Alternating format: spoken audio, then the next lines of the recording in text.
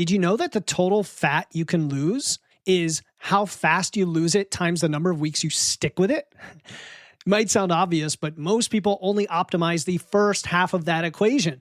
They pick the fastest cut they can stomach, the big calorie deficit, the dramatic first month quick fix, lose a bunch of pounds fast, and they ignore the second half, the number of weeks you can stick with it. And that's the part that actually decides whether you're successful.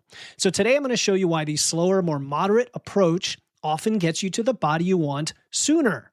Not because slow is something magical, but because it determines whether you make it to the finish line. And then we're going to wrap it up at the end with a 30-second gut check to tell you whether your current deficit is too aggressive before something like the scale or the mirror tells you that. Welcome to Wits and Weights, the show that puts a popular piece of fitness advice under the microscope, finds a hidden reason it doesn't work, and gives you the deceptively simple fix that does. I'm your host, certified nutrition coach, Philip Pape, and back on episode 479, I made the case for the aggressive cut, the short, sharp cut, rapid fat loss, and who it's actually for. And I stand by every word of that. There is a real place for a fast cut, and I'm not going to walk that back at all today. This is the complement or the companion or the yin to the yang of that episode, because the answer to how fast should I lose weight or how fast should I lose fat is always, of course, it depends. And today I want to give you the framework for what it depends on, which may not be what you think. So I want you to stick with me. This is one of those fun episodes where we dissect the things that make fat loss successful so you can go all in on that. It matters because, especially if you're over 40, like me, and you got a lot going on in your life, most people are picking their rate of loss, like how fast they want to lose weight, just based on feels and based on vibes. Let's be honest. Faster, of course, sounds better, doesn't it? So you tend to go fast, often too fast. And you run a big calorie deficit. You kind of try to push it right to that limit. Like, well, I might as well go as big of a deficit as I can handle. That way I'll lose faster and I can get it over with. And what happens is very quickly you start to run into issues and start to white knuckle things. And it's very hairy. And somewhere around week 4, 5, that's when I see these things fall apart and you start to graze, lick, binge, all the things that tends to hold you back. Not only that, your energy is going down, your training quality is going down, like something happens in your life. Something is going to happen in your life and it gets in the way, or you just bail. You're like, okay, this is too much work. Or you kind of finish the crash diet successfully, I'll call it in quotes, and then you rebound right back. And then you're like, okay, this doesn't work for me, or how do I actually stick with the results, right? It's not just about the loss, but the sustainability. The real problem for a lot of you is just that you picked a speed or a rate that was not sustainable for you. And then you get into a pattern, the start and stop and start again, which is why you're not getting to the result and why going more slowly can actually be faster. And I actually mean faster, not just better, if that makes sense. And I'm going to show you the math on that. Now, I want to be straight about evidence always, because there is a version I could have given you today that I'll say oversells the slow approach. The head-to-head research, when they look at fast versus slow weight loss, does not show us that slow wins when it comes to total pounds lost. It mostly says the opposite, believe it or not. So the case for going slower, you're going to wonder how that compares to the evidence. And I'm going to have to add context for you so you understand why. This is where the coaching experience and working with hundreds of people, thousands of people at this point is going to help you, because it's not just about, okay, go as fast as you can stomach and you'll lose the weight. And that's what the evidence shows. So therefore, that's the way I should do it. There is more nuance. Nuance is what this episode is about. And then I want you to stick around to the end, because I'm going to give you a 30-second gut check. 3 questions. You know how much I love these. They're very practical. Little self-quiz to tell you whether your current your current deficit is too aggressive for you specifically before other data starts to tell you that. So here's what we're covering today. First, I'll show you why aggressive cuts often fail or break down for most real people in practical real life, and why that makes slower genuinely faster over, say, a year, like a 12-month period. Then I'm going to walk you through what the strongest research that I could find tells us, including the part that I'll say contradicts some of what I'm telling you today, seemingly, but really doesn't. And then a decision rule that you can use to make this simple. We're also going to look at why a moderate deficit tends to give you room to breathe and take things like breaks where an aggressive one doesn't, and how that helps things like muscle, metabolism, bones, all of the stuff. So I always like to play devil's advocate. And if, let's say, tortoise and the hare, you guys know the story, slow and steady wins the race.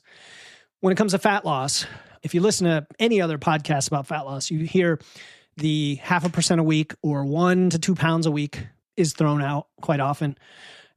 Half a percent to 1% of your body weight a week. We actually see that in obesity guidelines. We see it in evidence-based coaching in general. It's kind of a consensus at this point. And we see it baked into apps like MacroFactor, for example. And either you try to follow it and then you struggle due to other reasons, or you try to override it because you're like, well, that's too slow for me. I can handle more. My metabolism may be higher, whatever the reason you want to justify or rationalize for yourself. And you want that number to start moving. You want to lose the weight. You see your friend on keto or you see your friend on GLP-1s or whatever, losing all these pounds. You're like, okay, I got to do that.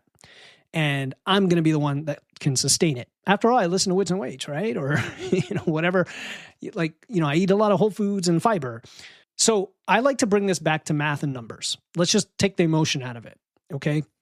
The total fat that you're going to lose, of course, equals your rate of fat loss times the number of weeks you stick with it. So rate times duration. That's it. That's like the very simple math. I've written 1 million charts and graphs for clients showing this.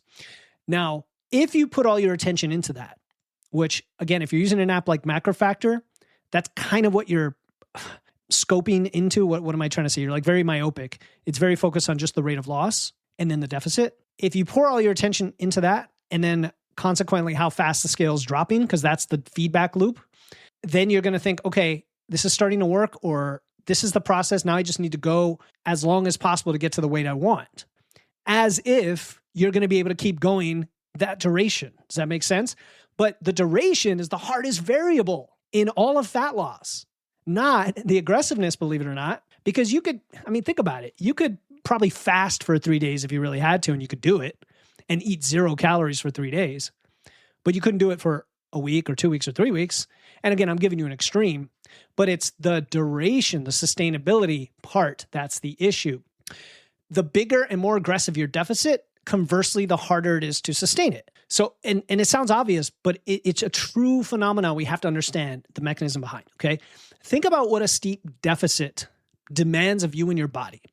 It demands that you're going to be hungry a lot for a long time and to keep making good decisions anyway.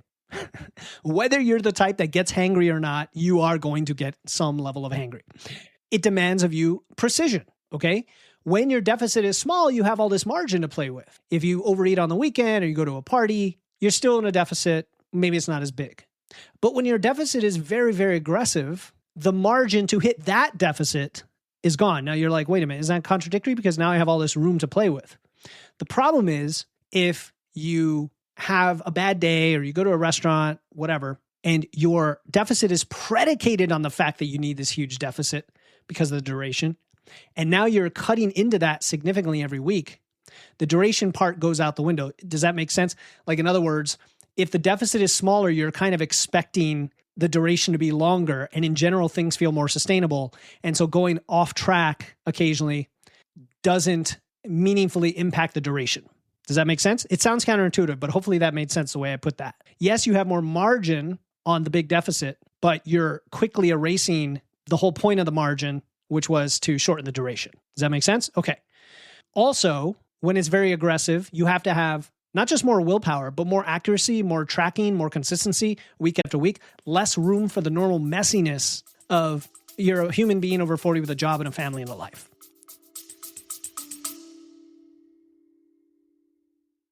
Hey, this is Philip. Please give me 30 seconds of your time to mention 2 things. First, I'm so grateful that you listen to the show every week. I wouldn't keep going if it weren't for you, so thank you for being a listener. Second, if you enjoy the show, the most useful thing you can do is follow the show in whatever app you're in right now. Right now, only 36% of people who listen regularly have actually hit follow. So if you're one of the folks who hasn't yet, you're in good company, but I'd love to change that. When you follow, new episodes show up for you automatically, and it tells the app that everything you love about this show deserves to reach more people looking for help. That is it. 2 seconds, hit follow, and thank you truly. All right, back to the episode. And on top of all of that, it affects your training. So when you're eating in a big deficit, your lifts are going to just feel more sluggish. They're going to suffer. You're probably going to regress. You're going to have less energy in the gym. Your recovery between sessions gets worse. And then the strength you were building starts to regress. And now you're hungry and you're tracking kind of obsessively, but you feel weak in the gym. And you're doing all of it under all this pressure with less slack and less margin. How do you keep that up? How do you keep that up? How long do you keep that up? And for most people, the honest answer is maybe a few weeks. But it's just another form of deprivation, if you ask me. So what happens in the real world? Well, in the real world, this is what happens to you when you do this. Okay. And again, this is not contradictory with my rapid fat loss episode, which is a very, very, very short, like two-week deficit. I'm talking about a very aggressive deficit where you go really fast. And then right around week four or five, you start to hit that wall. You start to crash. You take a few weeks off to recover mentally. And then maybe you start again and then you crash again and start, stop. And so the stops are not just like pausing and going to maintenance. Oftentimes it's a rebound and you're actually eating more than you probably should and you're binging and you maybe not eating the best things for yourself. And then you have to re-lose that same 5 pounds over and over again for the third, fourth, fifth time. Add up a year of doing that, 2 years, 10 years, raise your hand. And the tortoise versus the hare comes in. The tortoise over there who ran this nice slow deficit that they barely noticed, and they just didn't stop because it was super easy and sustainable. They got to the finish line, they lost more fat than you, and they did it through one long phase. It wasn't because their diet was better on a given week, but because they were still going on after, 4 months, 6 months, whatever the length might be. That is why slower is actually faster. And I mean that word actually faster, because over a 12-month horizon, a moderate deficit that you can run continuously is going to beat an aggressive deficit that keeps getting broken up. That makes sense, right? Slower isn't better just because it is gentler, let's say, or more moderate. It's because you can finish it. That's it. Now, I'll say complicate my own argument here for you and be honest, because if you go looking for studies that directly compare fast weight loss to slow weight loss head to head in humans, you might find a contradiction in what I'm saying. So I want to walk through that. All right. This is part of how we examine the evidence. There is a big trial by Purcell and colleagues published in the Lancet Diabetes and Endocrinology back in 2014.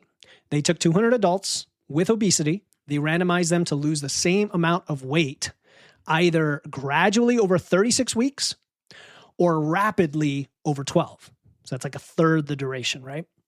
And then they followed them for almost 3 years. And what they found is the rapid group was more likely to hit the target, 81% of them versus 50% of the other group. So the rapid group was actually less likely to drop out. And then the regain afterward was identical between the two groups. And so they actually ran an editorial that was titled "Slow and Steady Does Not Win the Race." Now, I just spent the whole segment telling you slow and steady wins a race. Fast fat loss tends to fall apart for a lot of people. And here's a study that contradicts that. So let me square it for you. In that trial, the rapid group wasn't crash dieting and they weren't doing it freewheeling on their own. They were on a structured, monitored, total meal replacement program and had a research team helping them out and checking in on them. So if you take someone who struggles with an aggressive diet and you hand them a rigid plan, but then you remove the guesswork about what to eat and you watch them, hold them accountable, well, then more of them are definitely going to finish. That's not who I'm talking about. In other words, if you come into our program, Eat More, Lift Heavy, we can guide you through any level of aggressiveness to help you be successful. And there's a much higher chance you'll be successful with a more aggressive diet. But if you're trying to do this on your own, or there's other complicating factors, which we can get into, you're at home, you have access to your own fridge and your own life, kind of get in the way. You're not part of a research study. Maybe you don't have coaching, maybe you do, but you still have all this stuff happening that's different than what's in a research study.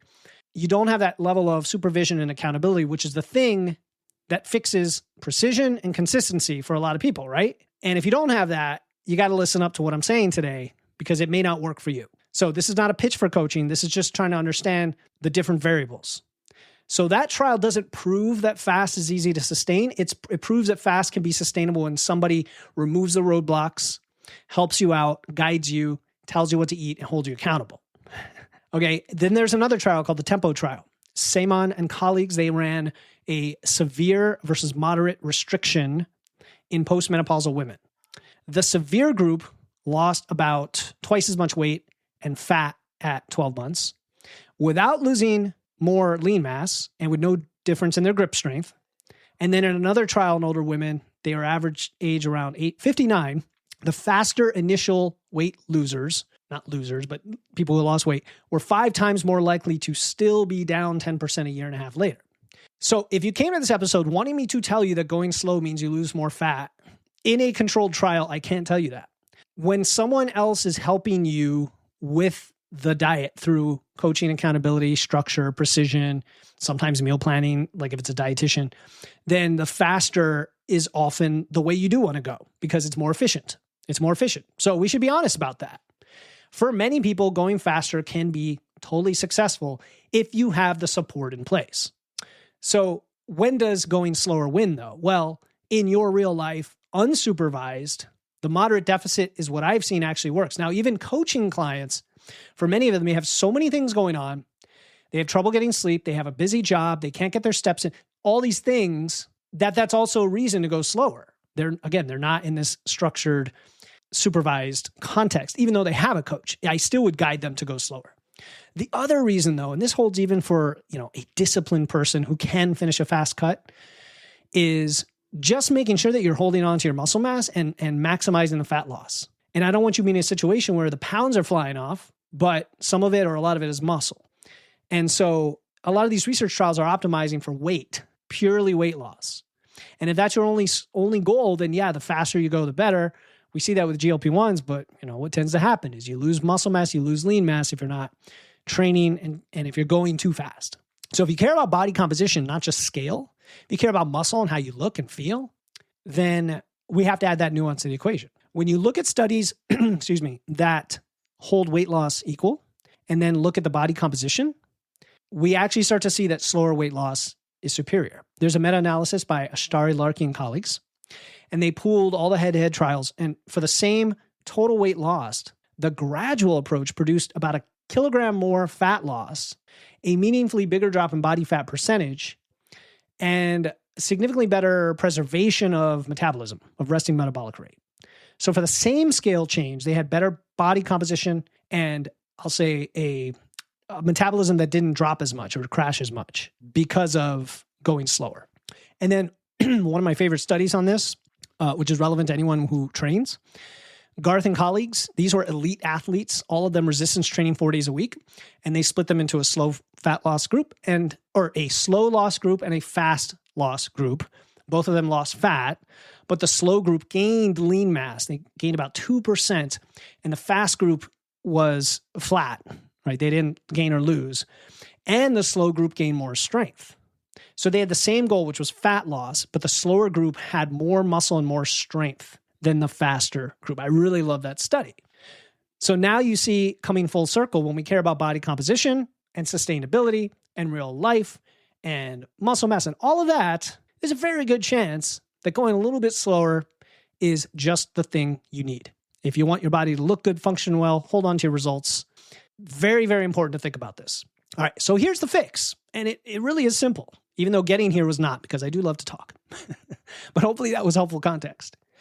Pick the slowest cut you can tolerate that still shows you visible progress in about 4 to 6 weeks. That's it. That's the rule.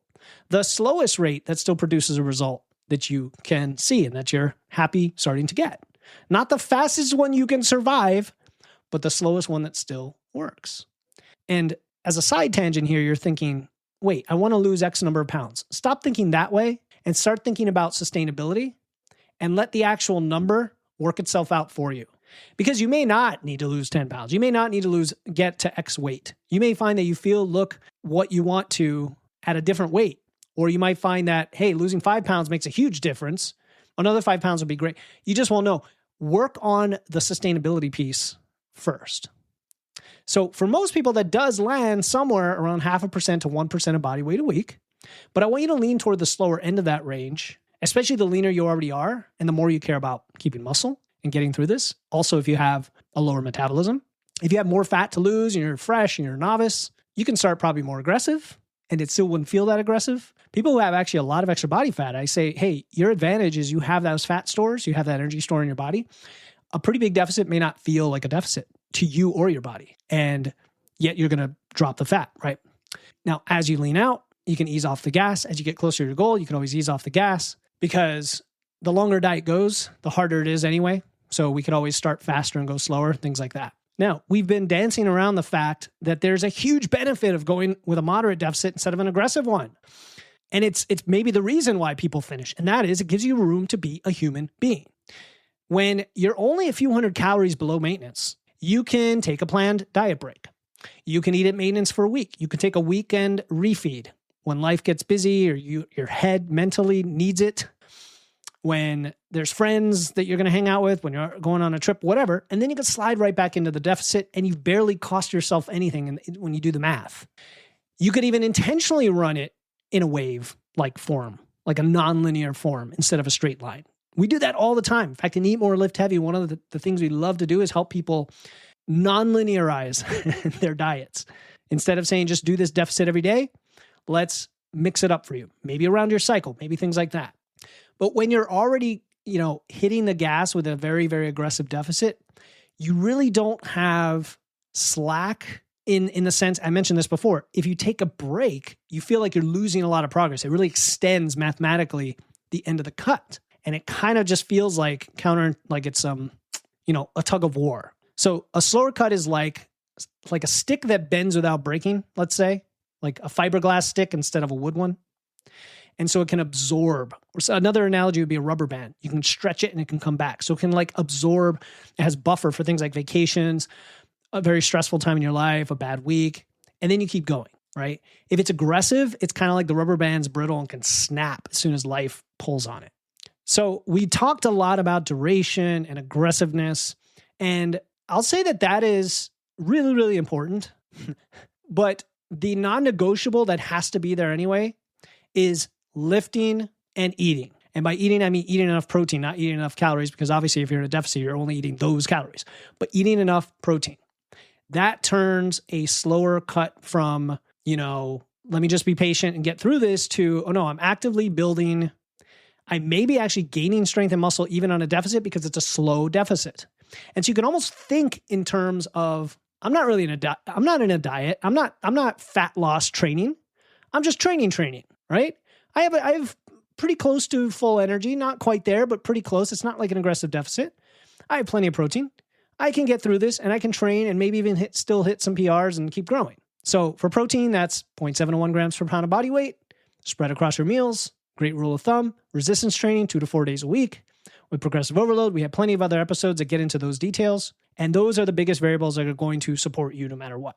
And a lot of people doing crash diets or keto or carnivore or GLP-1s or whatever, and they're not doing that, they're not going to be successful. And then I want to give you permission that if you've been running an aggressive diet or deficit and you feel like garbage and watching your lifts go backward and you're like, what's wrong with me? I can't do this. Nothing's wrong with you. You picked a rate that is probably too fast for you, not good for your recovery, for your life stress, for your hormones, whatever. Slowing down is not giving up. It's choosing a different path that you can finish in the best way possible. All right. So I looked in the research and there's a couple other things I wanted to mention about bone and whether the aggressive approach can actually make sense. So on the bone piece of this, in the tempo trial with postmenopausal women that I mentioned, the severe restriction group lost 2.5 times more bone density at the hip than the moderate group. So that's the same study where the fast group won when it came to pounds of weight loss, but the fast group lost when it came to bone density. So bone is important, in my opinion. it's super important for the rest of your life, especially for women, but really everybody as we get older. And that alone is a reason to favor the moderate deficit to lift heavy, which of course loads the bone. We talked about that on our last episode as well, and not be crash dieting your way just to get to a number, right? So that's really good context. And then secondly, I want to be clear about where my argument maybe doesn't hold up, because I'm not saying fast fat loss is bad. We've talked about rapid fat loss many times. I made that case a few weeks ago. If you have a hard deadline, if you're carrying a lot of fat and want early momentum, if you genuinely do better with a defined, sprint than like an open-ended, I'll call it a slog. It doesn't have to feel like a slog if it's moderate enough. But in that case, a faster approach can be totally the right call for you. And the research tells us, hey, it can be effective as well. It's not going to doom you to rebound.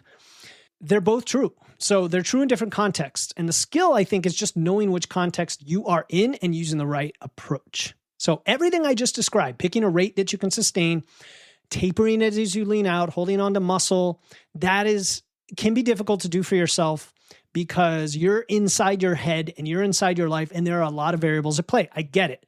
It's hard to be objective about your own deficit when you're hungry, maybe when you're impatient, maybe when the scale isn't cooperating.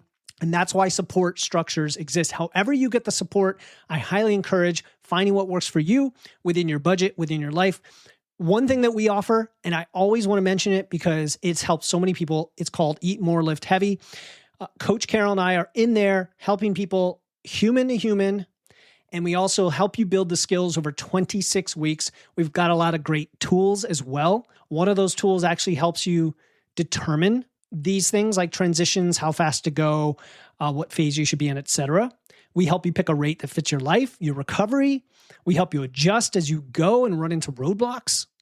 So if you've done the cycle over and over again, if you've done the cuts, but they're not sticking, we're trying to break that pattern for you. Go to eatmoreliftheavy.com, check out the information. No pressure at all. Just check it out. And then I'll have a link in the show notes as well. eatmoreliftheavy.com. All right, before we wrap up, that 30-second gut check that I promised you, is your diet too aggressive or not? It's 3 questions. So question 1, are your lifts going backward? Like, do you have a trend over and over again where the weights are just feeling heavier and heavier and heavier?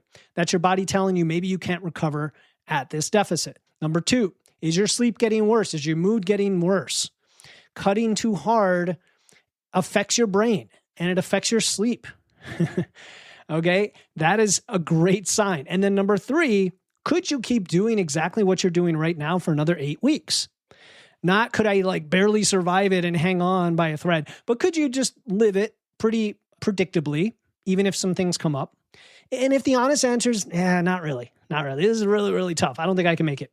Then the rate is too fast. So if you said basically yes to the first 2, lifts going backwards, sleep getting worse, no to the third, no, I can't keep doing it. All right, then let's ease up on that deficit. Let's add a few hundred calories. You're going to do it from, probably mostly carbs, maybe some protein depending. Add the carbs around your training to fuel you best, and then keep going so that you can get through the deficit and get the result. It works. Until next time, keep using your wits, lifting those weights, and remember the goal is never to weigh less. It's to keep the muscle and the strength and the bone that make that weight loss mean something for you, your body, and your future. I'm Philip Pape, and I'll talk to you next time here on the Wits and Weights podcast.